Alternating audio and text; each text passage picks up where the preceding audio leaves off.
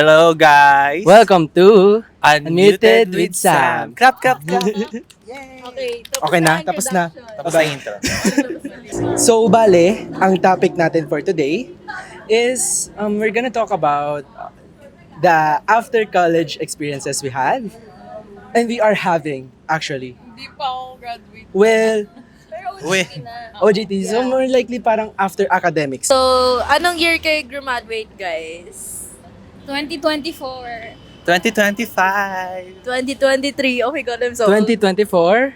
Hindi pa ako graduate. Pero 2025. Sa 2025 na din. This Sa SMX. October. Ang plastic nyo. Sa SMX? Ang same sa SMX. Parang hindi tayo real. Parang hindi tayo real Sa- sa camera. Oh my God, you're not real. Eto, medyo seryoso to ah. Hindi ba ano? Hindi ba kami seryoso? Di ba kami seryoso sa mukhang to? Mga mukha Hindi, to? deep question yon. Eto, Wait lang, wala muna kasi side comments. Walang side comments here. Let's focus kasi vlog to ni Sam. eto. Mute. Mute. Literal na Sam, unmuted. mute Sam. I-mute si Sam. Ano tanong?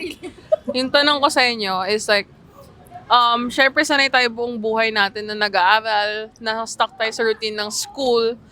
How did you guys deal with yung transition from being a student into someone na parang niluwa sa actual na world, corporate world, working world? So, huling sasagot dyan si Isa kasi working student siya. Okay. Hindi siya naging madali. Nakwento ko na to before sa mga friends ko. Nag-start ako sa OJT ko. And the first month into my OJT, wala akong connection with my friends, wala akong kasama sa internship na kakilala ko. I was really down. Kasi wala akong malapitan, parang naninibago ako. Kasi, hello, gago. Pwede mo ba, diba? Hello, kasi tignan mo. Oh. Kaya sila may sarili-sarili na silang buhay. Ikaw, wala kang malalapitan. Like, lilipat ka lang ng classroom dati. Ngayon, lilipat ka na ng city. Hello? CP? City? CTB, CT. Syudad, te. Syudad. So, Ako pa parang... mag-a-adjust? Kasing Monday. Oo, te. So, bali parang sa akin, Ano tapat sa amin to? Oh, continue. sa side ko, mahirap siya. Sobrang dami kong inisip, parang ang hirap mag-transition from going to school to actually going to work. Kasi new people na naman, new environment. Pero at this time, hindi ka na nag-aaral lang. Nagtatrabaho ka na for your future. And worth it yung pagod. Yeah, actually it lasted for a month lang. Pero months after that, naging okay na ako. And siguro yun yung phase na parang nag-transition ako or parang hindi, nag-transition ako to being a student. Hala, sabi na part siya ng LGBT community ay plus. Isa sang trans. Nagkaroon ako ng phase sa buhay ko. Nagkaroon ako ng transition sa buhay ko. Parang sinabi ng mga kaibigan ko nagbago ako. Hello, nagkasalita, di ba? From what? Kunyari, From being high maintenance friends, naging low maintenance ako bigla. Parang, okay, kaya ko naman kasi mabuhay nang wala kayo. Ay, okay. Hindi, I mean, in a good way. Okay. Parang hindi ako nagiging hyper-dependent na sa inyo, hindi na ako nagiging hyper-dependent sa mga friends ko. Kaya kong maging mabuhay sa sarili ko, sa mundong malaki. Same, sa Okay. working world. Bakit? Sino yan? Bato. Oh. Pinati ka? Hindi, open mo. Send mo lang, Buksan send yung mo. message. Ay! Ako naman, nung student kasi ako, super dami namin ginagawa. Lalo na nung last sem before OJT, ganun. So, nung nag-OJT ako, biglang ang onti nang gagawin. Tapos before graduation, after na OJT, ayun, wala nang masyadong ginagawa. Parang tambay ka na. Like, anong silbi mo na, ano nang gagawin mo, di ba? So, nakatunga ka. So, parang yung nadala mo from Binil, like, wala na. Ano na. Ayun, niluwa ka lang talaga. So, medyo mahirap siya sa akin. Then, yung sa transition naman, so, from student pa. From paid into paid out. So, i-rate ko siya, no? Siguro, 6.5 out of 10, ayun. Sa akin naman, yung transition ko, Di ba nga, transition ko from student to working personnel. Tapos, ang nangyari kasi sa akin, bago ako graduate, pumasok ako sa BPO industry. Which is parang na-fulfill yung pagiging communication arts student ko. Doon ko na-practice yung proper communication skills, yung critical thinking, tapos problem solving sa mga clients namin, ganyan. Doon ko na-realize na yung workplace mo dapat, hindi mo siya gagawing second home mo. True. Very true. Really? Paano? Kasi Bakit? kumbaga, sa workplace nyo, hindi lahat ng tao doon pagkakatiwalaan mo. May mga taong pwede mong makaklose ng konti, ganyan, ma-attach ka konti, ganyan. May As a friend lang. As a friend, oo. May ibang tao naman na wala ka namang ginagawa pero sisiraan ka, ganon. Kumbaga, tinitignan nila yung downfall mo or sinasabotahin nila yung downfall mo. Tapos ayun naman, sa second work ko naman, as of now, Vinyl Pride. binild. Chares. Okay naman ako sa workplace ko ngayon. Kaso nga lang, bago ako mag-work sa binild, natenga ako ng isang buwan, mga ate. Gets niyo ba yun? Sa akin siya tumenga. Totoo, bago ako mag-work, parang nag-take ako ng side hustle kay Sam. Which is, I'm grateful kay Sam kasi parang tango. Kinuha, parang sponty lang kasi siya. Parang tinanong ko siya, kailangan mo ng assistant, ganyan. Sabi naman niya, sige, bukas agad. Sabi ko, ay, bukas agad? Oo, Ako. siya. Kasi parang nabanggit niya sa amin na, daw, ganyan, may shoot daw siya, ganyan. Tapos tinanong ko siya bigla, kailangan mo ng assistant?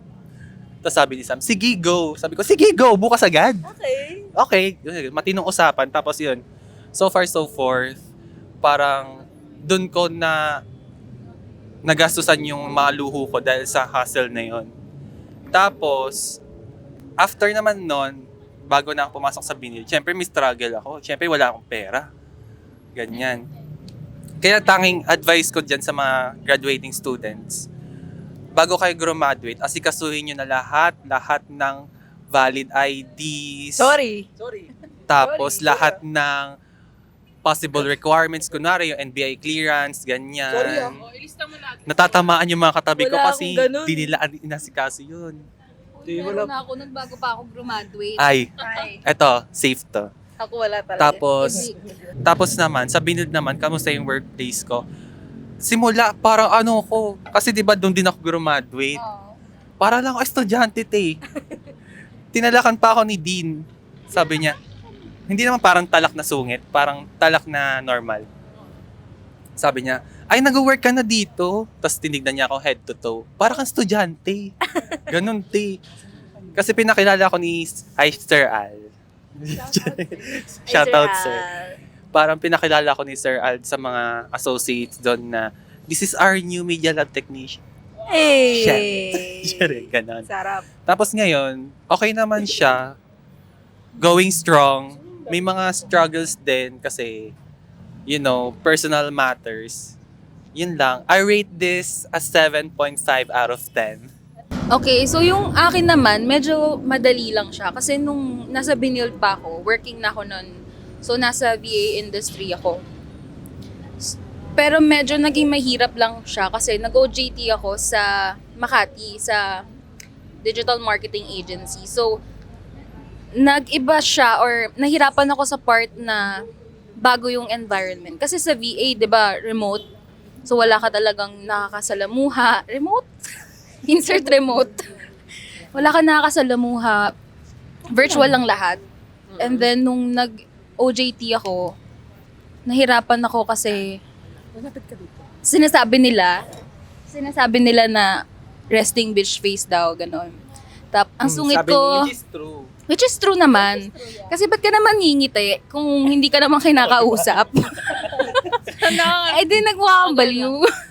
Oo, parang halabaliw ba to? Anyway, ayun, going back, nahirapan akong, iba yung feeling kapag yung mga workmates mo, yung co-employees mo, nakasama mo, compared sa work from home or VA. Yun, so, environment, and then, ako naman, iba naman yung akin dun sa answer ni Tupek kasi tinuring kong family or close friends talaga yung mga naka-team ko sa media department. So, up until now, yun, nag-uusap pa rin kami, catch up, nagkakayaan, pero hindi natutuloy kasi busy. O iba naman yun na, parang ibang Alin? experience naman. Iba-iba tayong experience in Yeah, life. oo, iba yun. So, yung akin, ang swerte ko lang sa part na meet ako ng team na matino and maaasahan. Or after graduation, doon din ako nag-work. So, nag-intern ako doon sa Centur and then nag-work ako. Tapos nawala din ako. Lumipat na talaga ako sa remote, sa work from home. Kasi mas convenient siya for me. And na-realize ko na sa Benil dati, nung nag-aaral pa ako, yung efforts ko, hindi siya worth it. Kasi, hindi bayad. Hindi siya bayad. Unlike, So, ngayon, I mean, na-appreciate ko naman yung learnings, yung experience ko dun sa Benil. Kasi, I was able to bring it sa real world.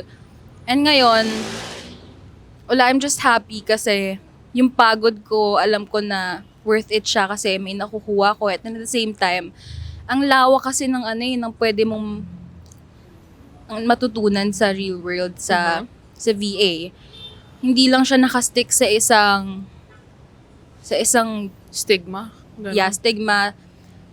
Unlike sa malawak din naman 'di ba sa nung sa course natin. Like, Oo. yeah.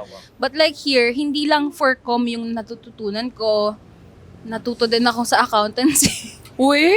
Oo, sa QuickBooks May noon. accountancy.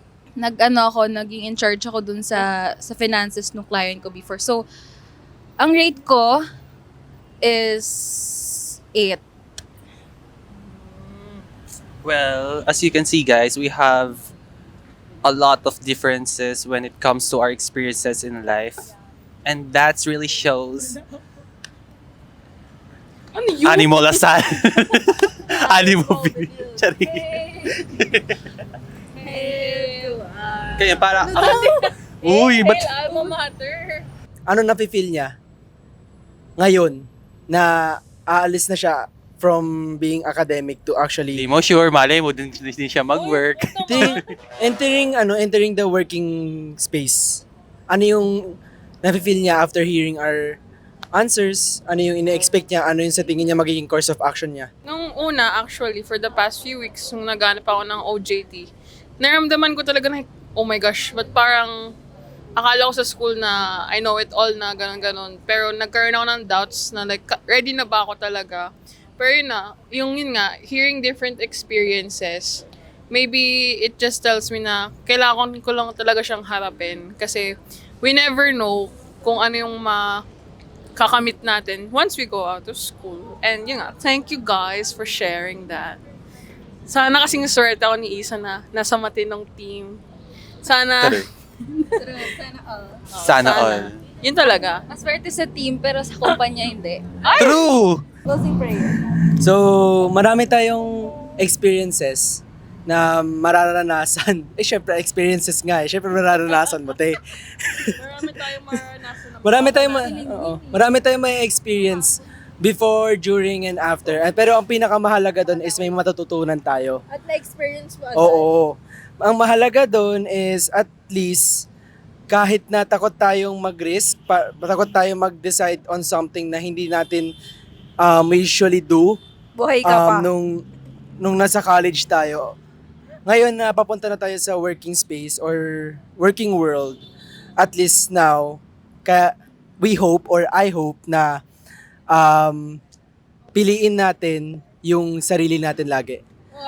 Piliin natin kung ano yung kakabuti natin professionally and personally. Tapos na yung binire. And wala namang... Okay, pwede nang i-mute si Sam. Wait lang. And there's nothing wrong with that. Yung mag-focus ka sa sarili mo. Bakit ang babait nyo? Anong thoughts nyo sa big circle of friends na naging small circle na lang ngayon? Small circle, big Small circle. big circle. Ganon. O sino? Si Isa muna kasi There's nothing wrong with that. Kasi, nangyayari naman yun kasi pinoprotektahan natin yung peace, yung mental health natin. And, parang papasok na dito yung cutting people off kasi nga, if that person doesn't help you grow and doesn't help you reach that peace na gusto mong makuha and someone na hino-hold back ka, then you have to cut that person out of your life. So, as for me lang, okay na sa akin yung small circle kasi totoo yung mga kasama ko. Sila yung mga gusto kong makasama. Umayak. And mahirap kapag big circle kasi nagkakaroon ng hatian sa friends, ganun. Pero when cutting people off, it's just a reminder na kahit na mag-cut off tayo na people, we actually have to tell, no. We actually have to inform them first, communicate with them first. Cutting off should always be the last option. If may iba ka namang options sa available, yun yung piliin mo.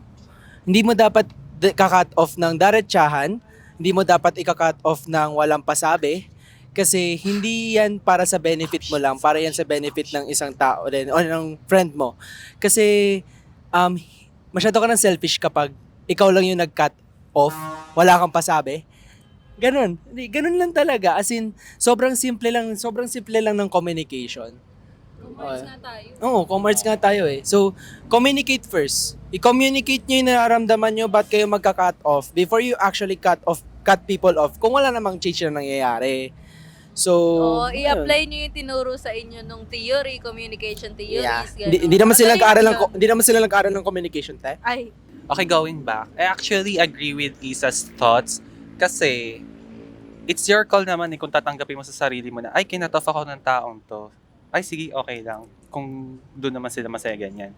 Pero actually, mas agree ako dun sa smaller circle kasi doon mo makikita kung sino yung pinakang totoo sa circle mo.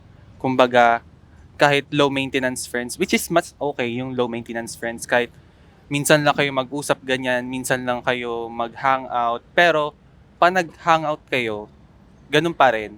Kung ano yung sinimulan nyo, ganun pa rin kayo throughout the years. Kaso nga lang, dun sa mga long-term friends nyo na ika-cut off kayo bigla, I don't actually get kung paano nila nagagawa na i-cut off kayo, though magkaibigan naman kayo na in the longest run. So does it mean na hindi sila nagpakatotoo sa'yo throughout the years? Or parang sinasamahan lang kayo kasi out of convenience? Ayun yung parang tumatakbo sa isip ko na bakit nila nagawa yun? yeah. Like, 'di ba? Kung sa bagay, kung nagawa man nila 'yon sa iyo, hindi mo naman kasalanan 'yon. Kasi ang tawag dito, naging totoo ka naman sa kanila. Wala kang ginawang mali. Kumbaga, yun nga sa sinabi ni Abel, bago mo i-cut off yung isang tao, sabihan mo siya, hindi yung nangangapa siya. Ulag. Yung hindi nangangapa yung tao, ano ba nangyari sa inyo? May ginawa ba akong mali, ganyan. Baka yung mga ganun tao, hindi lang talaga sila marunong mag-value ng friendship. I agree. Kaya, I will always say na you can choose your own peace without the expense of sacrificing other people's peace. Peace over everything. Ay, hindi pala everything. Anything pala. Yeah. Kung magka-cut off man kayo, siguraduhin yung wala kayong mali sa side nyo. Yeah. Tandaan nyo yan. Kung may nagawa man kayong mali, sana isipin nyo yun. Reflect to your own face. Tumingin ka sa salamin. Ako naman kasi, coming from a big circle ng friends, kasi umaambot na ngayon, so magmamadali na kami. So, to short circle of friends na. I think, kasi may iba kang friends na na-outgrown. Especially yung mga hindi mo talaga, especially yung mga, like, similar bondings naman kayo before, pero in the long run, parang nag-iiba na. So, yun yung mga taong pwede mo lang, like, na-accept ko na siya na hindi na talaga kami mag-work as a friend, gano'n. So, hayaan ko na lang kasi, pero kung magka-contact naman sila in the future and reconnect. Pero, doon ko na lang titignan siguro yung bonding namin if worth it pa ba to masalba yung friendship, ganon. Sige, go. Pero kung hindi na talaga, pass na. So, pero sa mga low maintenance friendship naman, okay na ako sa ganito. And hindi naman siya yung like need mo ng update everyday na kung kailangan mo, pupunta agad, ganon. Hindi ako ganon. Ayoko na lang ganon. Kasi for me din naman, minsan hindi ko siya nagagawa. Hindi naman ako always available for them. Pero handa akong makinig. Ganon. Yun yung low maintenance for me. Kaya mo pa rin magbigay ng effort as a friend, Oo. pero you have your own thing going on pa rin Oo. kasi. So, ayun lang. Thoughts ko doon, ganito kasi mindset ko eh. Wala, ganun talaga. Mahirap na. Ganun talaga. It happens. It happens. Short. It happens eh. Wala, Abel. Wala, ganun talaga to be honest. Like, as a sentimental person, recently nag-read back din ako sa GC. Example, beep na lang to. Hindi. Beep. Sobrang close dati, tapos ngayon parang wala na. Like, looking back, nakakalungkot siya, but ganun talagang buhay, to be honest. I don't know. Yeah, true. Kasi like yun nga, mahirap ipilit yung sarili mo sa mga tao na who aren't giving the same energy, ganun-ganon, I agree. na nadidrain ka lang din. So, mas maganda nga yung, di ko alam kung sino nagsabi nito, but si Atape, peace over anything. Like, okay, kesa yung masyadong maglilinger sa gano'n na bagay, wala eh. Sila din gumawa nun, so okay. Ganun talaga. Tanggapin mo na lang. Siguro sa edad din yan. Kasi 'di ba bata pa lang tayo, syempre mas maraming kaibigan, mas protected tayo. Hindi naman, parang mas we feel secure kapag mas marami tayong kakilala at mas marami tayong kaibigan. And as we outgrow that thought, parang okay, mas better ata siguro talaga na small circle of friends lang, mas safe tayo. Kasi Mas parang secure. iniisip natin nung parang younger days natin. The more na marami kang kaibigan, parang the more na marami kang tatakbuhan. In that sense, ganun. What do you mean? Parang lalapitan. lalapitan. Kunwari, may problema ka, ganyan. Isang tawag mo lang dito, Hoy B, ganon. Siguro ano rin yun, dahil din sa napag-aralan din natin sa sense of power. Mas maraming connections, mas malakas tayo. In terms of personal lang, parang I feel stronger when I am with a lot of people. Kasi humans are genetically meant to be mga sociable person. Hindi natin kaya mabuhay mag-isa. Like, parang may instinct tayo na, okay, I'll be better off surviving. Kunwari lang, surviving in this world when I group myself with someone else. Kasi, hindi naman natin kaya mabuhay. Laro. Choose the right people you want to be close with. Hindi, actually, you don't have to choose. You just pick the people you want to be close with. Ano? Kung saan mas komportable ka. Sabihin na lang ako. You Pero need din- parang Di mo- parang hindi mo siya ang sinabi mo? May gusto ko i-follow up. Na Parang hindi mo siya mapipili. Parang mararamdaman mo na lang siya. Ayun yung right people na para sa may iyo. gusto ko sabihin na from conclusion. Na like, no matter what happens, like mawala yung friend mo na yon, you're still you. Like, you can cherish who they were. Kasi love is grieving. You can grieve yung friendship nyo, the person they were when you were still friends with them. But, time passes. So, i-accept mo na lang yun talaga kung ganun. And, love yourself. Kung hindi mo na makuha yung ganun na love sa friend na yon, okay, edi it's my turn to give that love to myself. And not because you lost a friend and nabawasan na yung pagkatao. It happened. Cherish mo na lang yung moment na like, okay, naging friend ko siya. I'm happy that happened. Kahit wala na ngayon. Yun lang maririnig nyo from us. Yun na yun. Basta bigger circle. Basta sometimes bigger circles become smaller circles. Yun na yun. It's okay, And that's guys. normal and that's okay. It happens. It happens. It's part of life. It's... Rah! And again, peace over anything. Yeah. And again, Peace over if pipiliin mo yung sarili mong peace, sana wala kang sinasakripisyong peace ng ibang tao. Yes. Don't be selfish. So, ano guys, yung mga ick nyo sa mga past relationships nyo? Or like, mga flings, gano'n. So, ako mauuna. Nung high school, meron ako naka-MU and then we break it off. Kasi, we broke it off. Okay. Kasi, wala akong makita future sa kanya, gano'n. Tapos sabi niya bigla, sa chat, sabi niya, "What did I did?" What did I did? Sabi ko, like, "Ti, Grammar Nazi pa na to. Ti, What what did did I did? Okay ka lang?" So, hindi ko alam kung matatawa ako or ano, sa chat na lang. Pero sa tingin ko, tumawa ako nun. So, like, what did I did? Ayun lang sa akin, siguro sa mga grammar shit. Sa akin naman, Madami-dami ito. Parang bukas pa tayo. Pwede pili ka lang ng isa. isa lang. Shoutout sa iyo. Parang yung naging iko sa kanya. Kasi ano kasi siya, parang giver, kumbaga. Bigay siya ng bigay, ganyan. Tapos nung dumating sa point na magbe-break na kami, bigla niyang binabawi yung mga binigay niya. I had Alam niyo that yung feeling too. na gano'n? Kilala ko ba to? Binig- Kilala ko ba to? We all Oh, know. kilala na girl. rin lahat. Parang binigay mo, tapos babawiin mo. Like, gets ko naman na pera mo. Sige, whatever. Pero to the thought na binigay mo na sa akin, I accepted it wholeheartedly. Tapos nung magbe-break na, asa na yung mga gamit ko? Baka ibibigay niya ulit. Ayun nga eh. Tapos, nung short kwento, parang nung hindi ko siya binigay, tinawag niya ako magnanakaw, te. Sabi ko, what the It's a fuck? gift. It's a gift. Tapos magnanakaw ka. Oo. Paano yun? Tapos, gets ko na giver nga siya, ganyan, whatsoever, bigay siya ng bigay. Pero, yung pagka-giver niya, may return ba?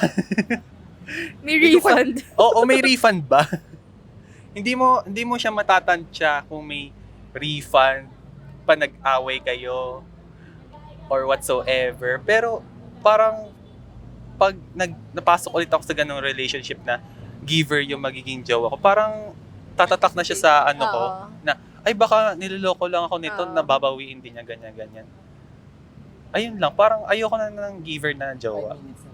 Mas okay sa akin na ako yung giver True. Kasi kesa hindi mo naman babawiin Oo, eh. kasi Alam hindi mo ko naman naman eh. mabawiin kasi alam ko sa sarili ko na binigay ko sa'yo kusang loob. Yeah. Ganon siya. Okay. Thank you, next. Ako, ito talaga pinaka-ik ko. Lalaki. So may someone na, ayoko kasi yung taong papansin sa basta papansin. So, Sorry ah. Kilala ba namin yan? oo, nadagdag yung akin. kasi, Wait, Sabihin- anong letter? kasi, nung may something pa sa amin, gusto niya kasi lagi, kada makikita namin yung ex niya, mag-holding hands kami, magiging clingy kami sa isa't So, isa. She's trying to Make prove it- something. make Oo. Parang ginagawa sa'yo parang trophy wife. Yeah, oo. So parang, ano ba to? Like, rebound? Parang, how dare you? Sa mukha mong yan? Like, why? Tapos, sa ugali na lang babawi, hindi mo pa magawa. Ayun lang. So, yun yung pinaka-ik ko. Wala naman ako naging ik sa mga ka-fling ko or sa mga ex ko. Siguro in general lang na parang kapag when I'm talking to someone, siguro kapag ang habol ko or ang habol namin is a long-term relationship or a genuine connection. Tapos, ang isisingit is something sexual. That's an ick. Like, okay, I don't want to start a relationship out of sexual desire. Kasi iba yun eh. So parang, ang hanap ko kapag genuine, is something genuine.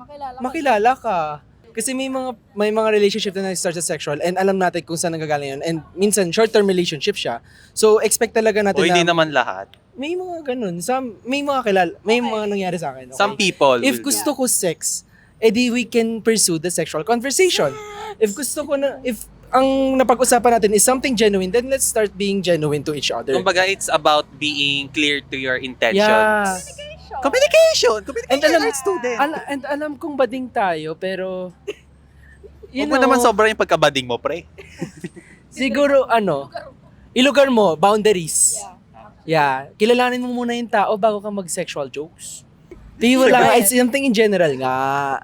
So wala akong pinipertin to. Literal, wala talaga. To be honest, this is a really big ick.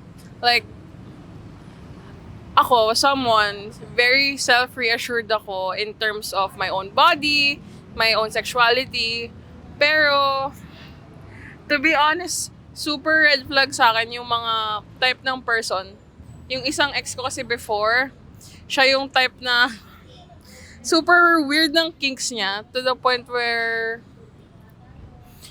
pati ako nadadoubt na, ay, shit, ginagawa ko na lang ata to kasi siya, parang before yung ex ko, grabe siya mang peer pressure na like, kasi, hindi mo na ako mahal kaya ayaw mo gawin to, ganon. Like, example, pagdila ng kilikili. Sabi ko, Ayan ba si Old Spice? yes! So, like, to be honest, yun nga, like, sex is okay. Sex is an art form na pwedeng i-explore ng couples. Pero, ang take ko lang doon, really ask if your partner is okay with what you're doing both. Kasi, like, hindi yung Ask for manggigil trip consent ka. ba? Oo. Same din yun sa, pwede magdagdag pa isa. This is such a really big red flag na baka madaming makaka-relate. Alam mo yung makikipag-break sa'yo, tapos makikipag-break ka sa kanya, kasi may valid reason, kinausap mo naman siya ng maayos. Just like cutting off someone. Pero magsasabi siya na, daw siya, i-threaten niya na may gagawin siya sa sarili niya, and nakakasira yun ng mental health ng kasi like, maayos naman nakipag-break before, but this guy, manggigil trip in some form of way, yun lang. Kapag magjojowa kayo, please, fix yourself muna. Yes. And love yourself. Kasi kung hindi, mapapasa nyo yan dun sa ka-relationship nyo. And both down kayo. May hila kayo pababa. So, ang dami mangyayari, ganun. And like, fix yourself muna, guys. Okay? Move on muna kayo, ganun. Pwede ba? Pag magjojowa kayo, yung intentions nyo, linawin nyo sa isang tao. Yeah, like, Ay, hindi Be clear about your intentions kasi sabi nga ni Abel, iba-iba tayo ng intentions. Kung paano mo simulan yung conversation yung dalawa. And dapat, may isang salita kayo. Hindi yung, okay, ganto ka sa akin, for example. Ganto ka sa akin sa, few months na Mambol. meron tayo. Tapos parang, in the long run, biglang magbabago na. So, dapat stick to what your intentions are. Hindi mo naman kailangan maging super perfect na person para pumasok sa relationship. Pero, your issues, don't expect your partner na aayusin niya yun for you. Like, make sure na, okay, may issues ka, but you're mature enough to handle them without ultimately depending too much on your partner na, okay, di man yan mind reader, ganon. Siguro sa akin, something actually not personally, pero siguro mga financial, ganon. Financially, siguro sama na rin natin yung family problems, or work problems, financial problems, lahat yan. Sana I hope yung mga ganong problema is wag natin ibuntong or wag natin iasa sa partner natin. Sana kaya natin yun i-resolve on our own. Pero if pwede namang i-share. Oo, pwede namang i-share. Support ka naman niya, pero not like siya yung magsasolve ng problem. Mm-mm. It's a you problem na you Not can... me, it's you. It's a you problem na pwede nyong i-resolve ng partner nyo, pero the decision will still relies on you. Kasi buhay mo yan at di yan buhay ng partner mo. Okay. Good night, guys. Good night. night, guys. Happy birthday, Sam! Happy birthday, Sam. Time check. Okay na? Okay. Kantahan niyo ko, dali. Parang tayo. 1, 2, Happy birthday to you. Ba talaga? 2 years? Happy birthday to you. Tan-tan-tan. Happy birthday, happy... Ang energetic naman ito. Happy birthday, Sammy. Tan-tan-tan. Birthday na ni Sam. Birthday na ni Sam. Ano ngayon? 23 na siya. Ni Sammy. Ano ngayon? Ngayon. Get out. Ano ngayon kung birthday niya? Laro. Tara Ano na. ngayon kung Cut 23 off na na siya? to. Uwian na. 12:31 na, guys. May 31. Take out. Ano ngayon? Okay, let's go. Let's go. Bye.